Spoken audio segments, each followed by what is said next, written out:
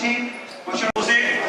সকল সম্মানিত ব্যক্তিবর্গ ও আমার জুলাইয়ের নিয়ে আসার জন্য যে ভূমিকা রেখেছেন, আমি আমাদের সকল ছাত্র ভাইদেরকে 4 জুলাই কুমিল্লা বিশ্ববিদ্যালয়ের শিক্ষার্থীরা আন্দোলনের সূচনা করেন।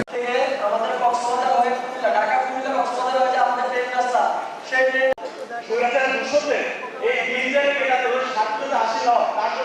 করতেছি, সবাই আমরা সবার কথা শুনবো।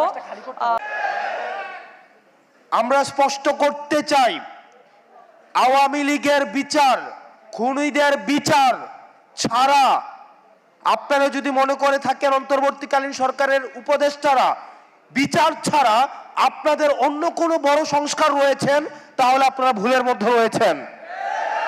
খুনিদের বিচার হচ্ছে এই অন্তর্বর্তীকালীন সরকারের উপদেষ্টাদের প্রধান এবং প্রথম সংস্কার।